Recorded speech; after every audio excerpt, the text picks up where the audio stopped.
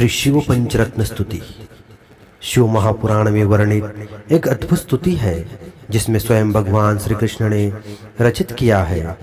यह स्तुति भगवान शिव की महिमा का गुणगान करती है और उनकी कृपा प्राप्ति का मार्ग प्रशस्त करती है। इसमें भगवान शंकर के अलौकिक स्वरूप, उनके दिव्य गुणों एवं भक्तों पर उनकी करुणा का भावपूर्ण वर्णन किया गया है। स्तुति का नित्य पाठ करने से साधक को समस्त सिद्धियां प्राप्त होती है और जीवन में सफलता मिलती है। शिव जी की स्तुति करने से मन को शांति मिलती है और आध्यात्मिक उन्नति होती है। शिव महापुराण के अनुसार स्तुति के पाठ से जीवन के समस्त कष्ट दूर होते हैं और पापों का नाश होता है।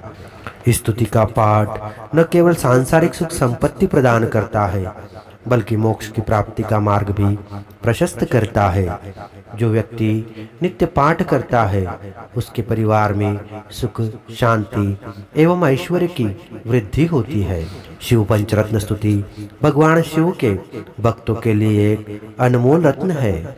इसकी सरलता और दिव्यता इसे सभी के लिए पठनीय और लाभकारी बनाती है। श्री शिव पंचरत्न स्तुति। श्री कृष्ण उवाच।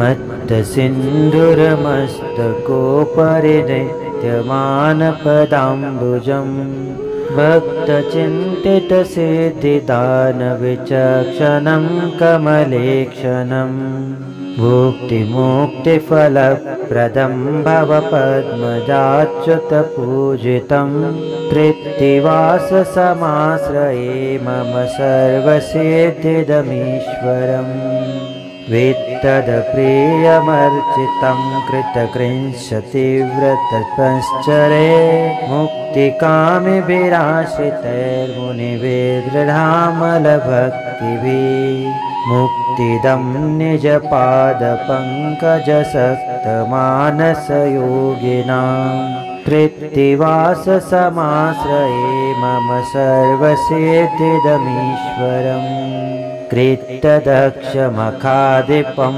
वरवीरभद्रगणेन वै यक्षराक्षसमर्त्यकिन्नरदेवपन्नगवन्दितं रक्तभोगन्नाथ हृद्भ्रमराञ्चिताङ्घ्रिसरोरुहं कृत्तिवाससमाश्रये मम सर्वसिद्धिदमीश्वरम् नक्तनाथकलाधरं नगजापयोधरनीरजा लिप्तचन्दनपङ्ककुङ्कुमपङ्किलाम्लविग्रहं शक्तिमन्तमशेषसृष्टिविधायकं सकलप्रभुं कृत्तिवाससमाश्रये मम सर्वसिद्धिदमीश्वरम्